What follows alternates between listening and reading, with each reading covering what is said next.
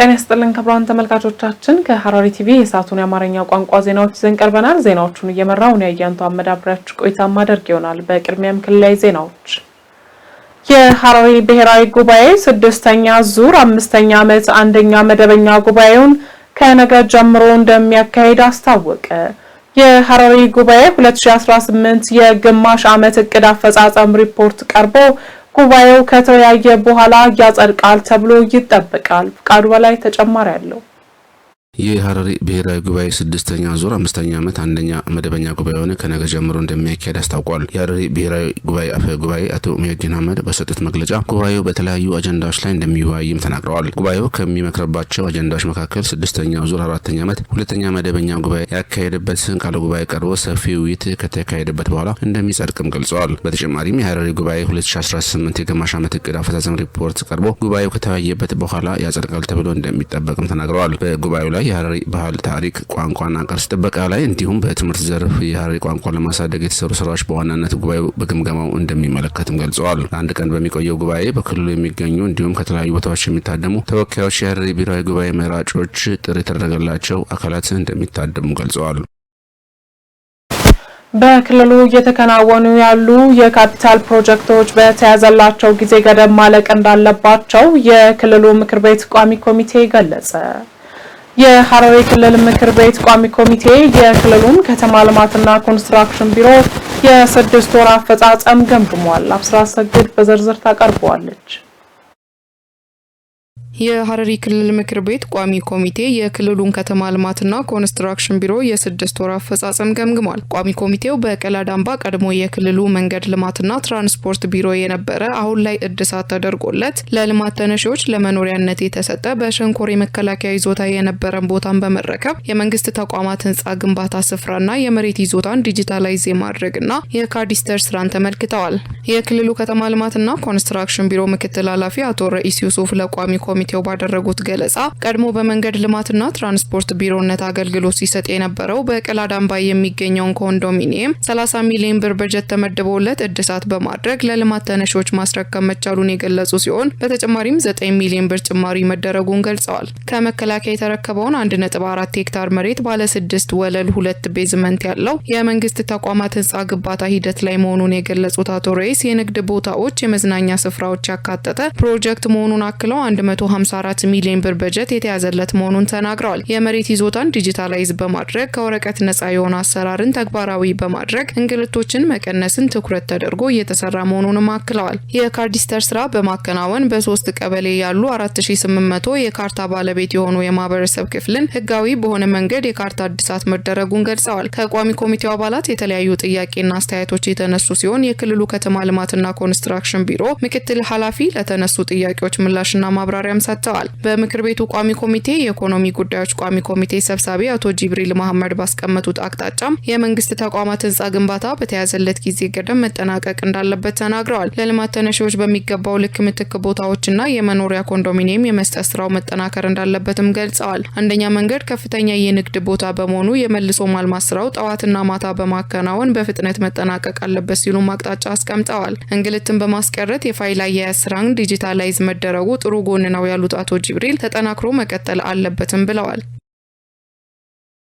በሐረሪ ክልል ሰላምና የህግ የበላይነትን ከማረጋገጥ አንጻር አበረታች ስራዎች መሰራታቸውን የክልሉ ሰላምና ጸጥታ አስተዳደር ቢሮ ገለጸ። ህገወጥ ንግድን ለመከላከል በተሰራው ስራ በርካታ የኮንትሮባንድ እቃዎች መያዛቸውም ተገልጿል። ናርዶስ ዳምጤ ተጨማሪ አላት። በሐረሪ ክልል ሰላምና የህግ የበላይነትን ከማረጋገጥ አንጻር አበረታታች ስራዎች መሰራታቸውን የክልሉ ሰላምና ጸጥታ አስተዳደር ቢሮ ገለጸ።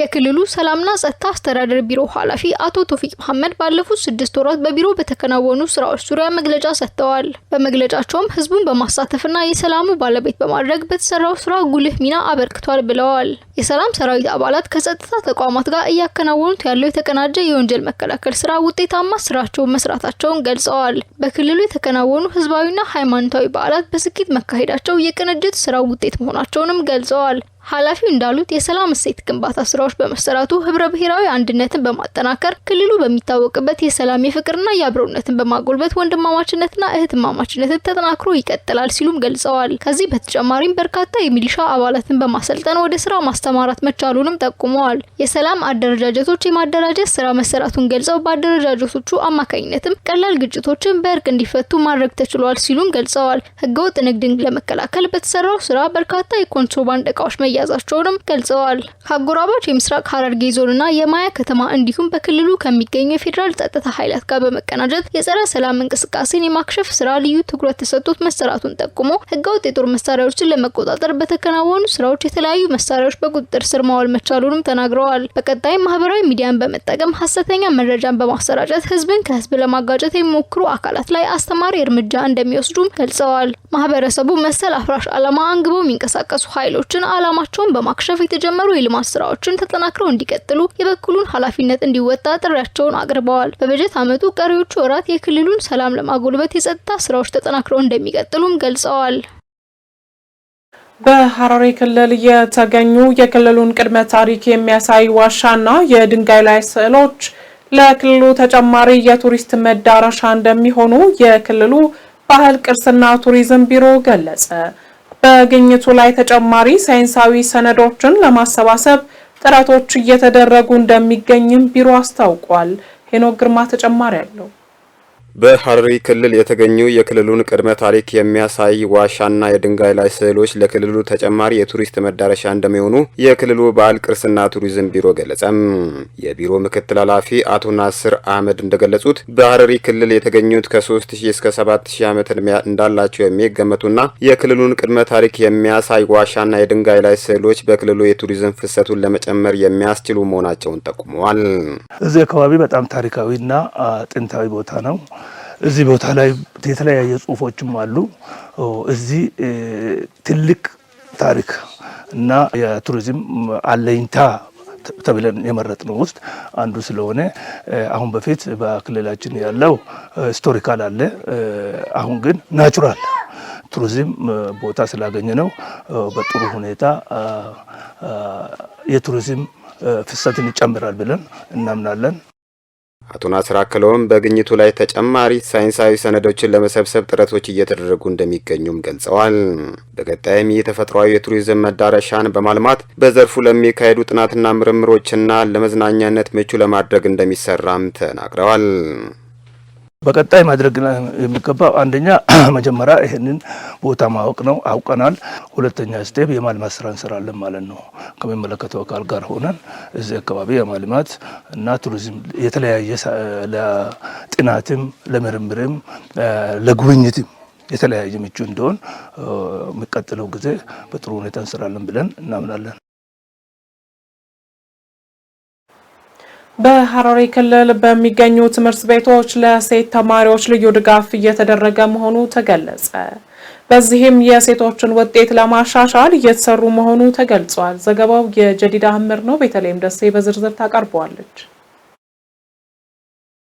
በሐረሪ ክልል በሚገኙ ትምህርት ቤቶች ለሴት ተማሪዎች ልዩ ድጋፍ እየተደረገ መሆኑ ተገልጿል። ያነጋገርናቸው የአንደኛ ሞዴል ትምህርት ቤት ተማሪዎች ሴቶች በወር አበባ ምክንያት ከትምህርት ቤት እንዳይቀሩና ውጤታቸው ላይ ተጽዕኖ እንዳይፈጥር ትኩረት ተሰጥቶ ድጋፍ እየተደረገ መሆኑን ተናግረዋል። በትምህርት ቤቱ የስርዓተ ጾታ ክበብ ተቋቁሞ የእረፍት ቦታና የንጽህና መጠበቂያዎች የተዘጋጁ መሆኑንም ተማሪዎቹ ገልጸዋል።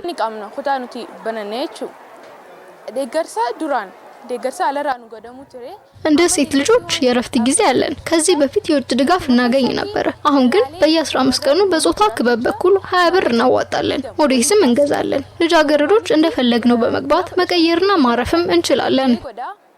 ፍራሽን ጅሬ ዱኩዌ ሳቺቲ ጥቅሾ ረፍቲ ወረኒ ፖታሲኑን ደንዳን ዮ ኢቲ ዋን ተከቲያር ከሚስ ሞዴሲ ጅረተኒ ኦጮ ጅረተኒ ሴኑ ንደንዳን የትምህርት ቤቱ የስርዓተ ጾታ ክበብ አስተባባሪ መምህር በለጡ ንጉሴ የሴት ተማሪዎች ነጥብ ለማሻሻል በተቋቋመው ክበብ ወንዶችን ጨምሮ ገንዘብ በማሰባሰብ የንጽህና መጠበቂያ እቃዎችን የሚገዛ መሆኑንም ተናግረዋል። መምህርቷ አክለውም ሴቶች ከትምህርት የሚቀሩበት ጊዜን ለመተካት የተጨማሪ ክፍለ ጊዜ ተመቻቸ መሆኑንና በክበቡ ስም ተማሪዎች የሚረዱ መሆኑን ገልጸዋል። በክልሉ ትምህርት ቢሮ የሴቶች የህፃናትና የወጣቶች ጉዳይ ዳይሬክተር ወይዘሮ ሰዓዳ መሐመድ የሴት ተማሪዎች በመጀመሪያ የትምህርት ደረጃ ላይ የተሻለ ውጤት እንደሚያስመዘግቡና የክፍል ደረጃቸው ከፍ እያለ ሲመጣ ውጤት የሚቀንሱበት ሁኔታ የሚታይ መሆኑን ተናግረው በወር አበባ ወቅት የሚፈጠር ስነልቦናዊ ጫናዎችና በተለያዩ በቤት ውስጥ በሚኖርባቸው የስራ ጫናዎች ከምክንያቶቹ መካከል መሆናቸውን አክለው ገልጸዋል። ይህንንም ለመቅረፍ በተለይ በገጠር ትምህርት ቤቶች በስፋት እየሰሩ መሆናቸውን ተናግረዋል።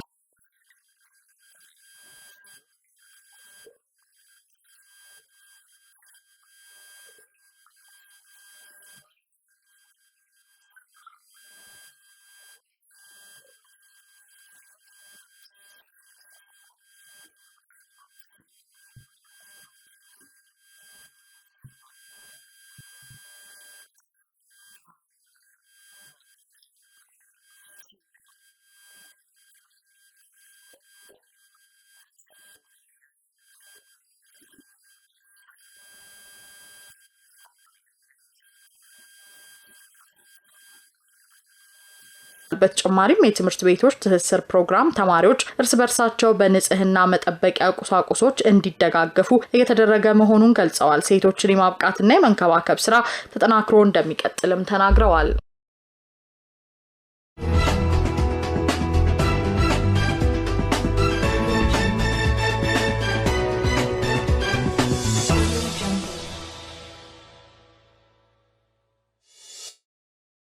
ተመልካቾቻችን ከሐረሪ ቲቪ ዜናዎቻችን ወደ እናንተ መድረሳቸውን እንደቀጠሉ ናቸው። ወደ ሀገር አቀፍ ዘገባዎች ስናልፍ በኢትዮጵያ የማርበርግ ቫይረስ በሽታን ሙሉ በሙሉ መቆጣጠር ተችሏል ሲል የጤና ሚኒስቴር አስታወቀ። በሌላ ዜና በሀገር አቀፍ ደረጃ በቀን እስከ 140,000 የሚደርሱ ዜጎች ለፋይዳ ዲጂታል መታወቂያ እየተመዘገቡ እንደሚገኝ የብሔራዊ ዲጂታል መታወቂያ ፕሮግራም አስታወቀ። እነዚህንና መሰል ሀገር አቀፍ ዘገባዎችን ሌሊሽ መልስ በተከታይነት ታቀርባለች። በኢትዮጵያ የማርበርግ ቫይረስ በሽታን ሙሉ በሙሉ መቆጣጠር ተችሏል ሲል የጤና ሚኒስቴር አስታውቋል። የኢትዮጵያ ድንገተኛ የማህበረሰብ ጤና አደጋ ፈጣን ምላሽና አመራር ስኬቶች እንዲሁም የማርበርግ ቫይረስ በሽታ ቁጥጥር ማብሰሪያ መድረክ ተካሂደዋል። በመርሃ ግብሩ የሕዝብ ተወካዮች ምክር ቤት አፈ ጉባኤ ታገሰ ጫፎን ጨምሮ የክልል ርዕሰ መስተዳድሮች፣ የጤና ሚኒስትር ዶክተር መቅደስ ዳባ፣ አጋር አካላትና ጥሪ የተደረገላቸው እንግዶች ተገኝተዋል። በዚህ ወቅትም ሚኒስቴሩ አክሞ ማዳንና መከላከልን መሰረት በማድረግ ዜጎችን የጤና አገልግሎት ተደራሽ ለማድረግ በቁርጠኝነት እየሰራ መሆኑን ተመላክቷል። ለወረርሽኝ የማይበገር ጠንካራ የጤና ስርዓት ለመገንባት በትኩረት እየተሰራ መሆኑንም ነው የተገለጸው። በዚህ መሰረትም በቅርቡ በኢትዮጵያ ተከስቶ የነበረውን የማርበርግ ቫይረስ በሽታ ሙሉ በሙሉ መቆጣጠር መቻሉም ተገልጿል።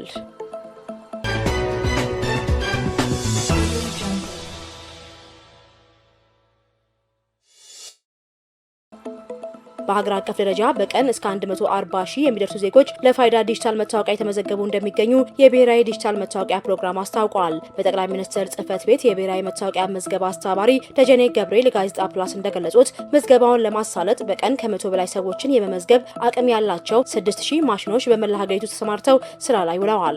እንደ አዲስ አበባ፣ ድሬዳዋና ሐረር ያሉ ከተሞች ከ90% በላይ ነዋሪዎቻቸውን በመመዝገብ ግንባር ቀደም መሆናቸው ተጠቅሷል። አገልግሎቱን ይበልጥ ተደራሽ ለማድረግ ከተለያዩ መዝጋቢ ድርጅቶች ጋር በትብብር የተሰራ መሆኑን የጠቀሱት አስተባባሪው ምዝገባው የፋይናንስና ሌሎች ተቋማት ደንበኞቻቸውን በዲጂታል ስርዓት እንዲለዩ የሚያስችል መሰረት መሆኑን ጠቁመዋል። የዲጂታል መታወቂያ ለሀገራዊ የኢኮኖሚና ማህበራዊ አገልግሎቶች ቅልጥፍና ወሳኝ ሚና እንደሚጫወት ተመላክቷል።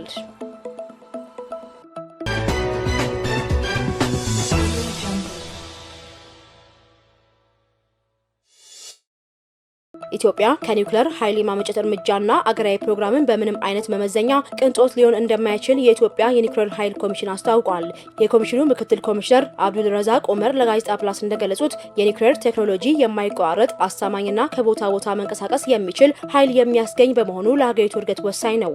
የቴክኖሎጂ ኢትዮጵያን በዓለም አቀፍ ደረጃ በሁሉም ዘርፍ ተወዳዳሪ ለማድረግ አስፈላጊ መሆኑን የገለጹት ምክትል ኮሚሽነሩ ፕሮግራሙ ቅንጦት ነው የሚለው አስተሳሰብ ከግንዛቤ ማነስ የሚመነጭ መሆኑን አብራርተዋል።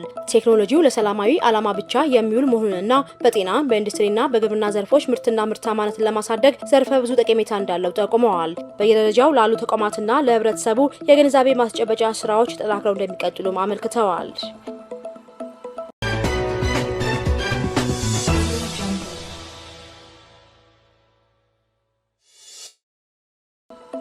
በ2018 በጀት ዓመት የመጀመሪያ 6 ወራት ውስጥ በሀገር አቀፍ ደረጃ 250 ሺህ ዩኒት ደም መሰብሰብ መቻሉን የኢትዮጵያ ደምና ህብረ ህዋስ ባንክ አገልግሎት አስታውቋል።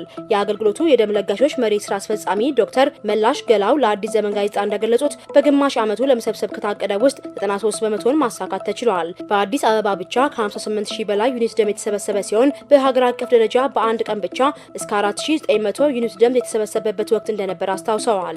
ለዚህ ስኬት የከተማ አመራሩ ደም በመለገስና በማስተባበር ያሳየ ቁርጠኝነት ከፍተኛ አስተዋጽኦ ማበርከቱ ተገልጿል። በየአካባቢው ደምን በንቅናቄ የመሰብሰብ ስራ የተከናወነ መሆኑን የገለጹት ስራ አስፈጻሚው ደም ለጋሾች በደም እጥረት የሚሞቱ ዜጎችን ህይወት ለመታደግ ደም እንዲለግሱ ጥሪ አቅርበዋል። የደም እጥረት ሊያጋጥም የሚችልባቸውን ወቅቶች አስቀድሞ በመገመት ግብዓቶችንና ባለሙያዎችን በማሟላት ዝግጅት መደረጉም ተመላክቷል።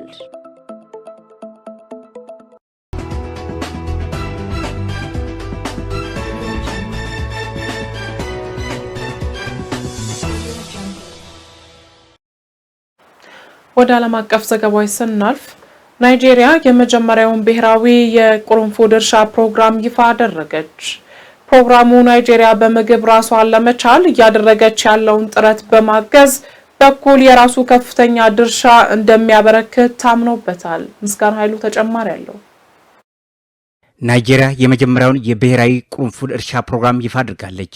የናይጄሪያው የቁርንፉድ አምራቾች አቀናባሪዎችና ነጋዴዎች ማህበር እንደገለጸው አሁን ይፋ የተደረገው የቁርንፉድ ስራም ከ74,000 በላይ አምራቾች ይሳተፉበታል ተብሏል። አገር አቀፍ ፕሮግራሙ ናይጄሪያን ከታንዛኒያ ቀጥላ በአፍሪካ ሁለተኛዋ የቁርንፉድ አምራች ሀገር እንደሚያደርጋት ከወዲሁ እየተነገረ ይገኛል። የማህበሩ አስተባባሪ ማላማ አብዱላሂ ሻዋይብ እንደተናገሩት የቁርንፉድ እርሻ ፕሮግራም ስራው የምርምር ወርክሾፖችንና ሌሎችም ስልጠናዎች የተካተቱበት መሆኑን ተናግረዋል። በእያንዳንዱ የናይጄሪያ ግዛት 36 ግዛቶች ማለት ነው ከ2000 በላይ ገበሬዎች በሙከራ ፕሮግራም ላይ ይሳተፋሉ ያሉት የፕሮግራሙ አስተባባሪ ለእያንዳንዱ ገበሬ ግማሽ ሄክታር መሬት ላይ ለማልማት የሚያስችል ጥራት ያለው ዝርያዎችንና ሌሎችም ግብዓቶች ማቅረባቸውን ተናግረዋል።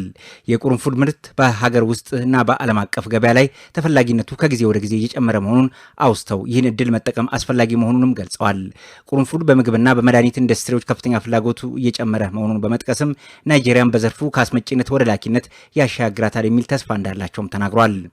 ፕሮግራሙ ለሀገሪቱ የውጭ ምንዛሬ ገቢና ለወጣቶች የስራ ዕድል ፈጠራ አበርክቶ የጎላ መሆኑን በተጨማሪም የሌሎች ሰብሎች ዋጋ በሚቀንስበት ወቅትም አርሶ አደሮቹ ከኪሳራ የሚታደግ አሰራርን ጭምር ይዘረጋል ተብሏል። ለፕሮግራሙ የሚሆኑ የተሻሻሉ ዝርያዎች ከታንዛኒያ የተገኙ ሲሆን አጠቃላይ የአመራር ስልጠና መመሪያ ደግሞ በናይጄሪያ አህመድ ቤሎ ዩኒቨርሲቲ ተዘጋጅቶ መሰጠቱን ተናግሯል። በዘርፉ በደንብ ከተሰራ ደህንነትን ለመቀነስ የስራ ዕድል ለመፍጠርና እንስት ገበሬዎችን ለማብቃት ፋይዳው የጎላ መሆኑን የተናገሩት ማላማ አብዱላሂ ሻዊብ ለሀገር ግንባታና ለገጠር ኢኮኖሚ እድገት ትልቅ አስተዋጽኦ እንደሚኖረው በማመን ማህበሩ አጽንኦት ሰጥቶ ይሰራል ሲሉ ገልጸዋል። ፕሮግራሙ ናይጄሪያ በምግብ ራሷን ለመቻል እያደረገች ያለችው ጥረትን በማገዝ በኩል የራሱ ከፍተኛ ድርሻን እንደሚያበረክት ታምኖበታል ሲል ዘጋርዲያን ዘግቧል። የአሜሪካና የሰሜን አትላንቲክ ጦር ቃል ኪዳን ወይም ኔቶ ውጥረትን ተከትሎ የወርቅ ዋጋ ለመጀመሪያ ጊዜ $5,000 በላይ ሆነ። ፕሬዝዳንት ዶናልድ ትራምፕ ግሪንላንድን ለመጠቅለል ማቀዳቸውን የፋይናንስ ዘርፉ ላይ ያለመረጋጋትን አስከትሏል። ካናዳ ከቻይና ጋር የንግድ ስምምነት የምትፈርም ከሆነ 100% ታሪፍ እንደሚጥሉ የዛቱት ያሳለፍነው ቅዳሜ ነበር። በባለሀብቶች ዘንድ ወርቅና ሌሎችም የከበሩ ማዕድናት አስተማማኝ ንብረት ተደርገው ይወሰዳሉ። ያለፈው ሳምንት አርብ የብር ዋጋ ለመጀመሪያ ጊዜ $100 በላይ ሆኗል። ባለፈው ዓመት የብር ዋጋ 150 በመቶ ጨምሮ ነበር። የዩክሬንና ጋዛ ጦርነት አሜሪካ የቬንዙዌላ ፕሬዝዳንት ኒኮላስ ማዱሮን በቁጥጥር ስር መዋላቸው የወርቅ ዋጋ እንዲንር አድርጎታል። ዘገባው የቢቢሲ ነው። ክቡራን ተመልካቾቻችን ከሐረሪ ቲቪ ለሰዓቱ የነበሩን የአማርኛ ቋንቋ ዜናዎቻችን የተከታተላችሁትን ይመስል ነበር። ከቀሪ የሐረሪ ቲቪ መሰናዶዎች ጋር መልካም ቆይታ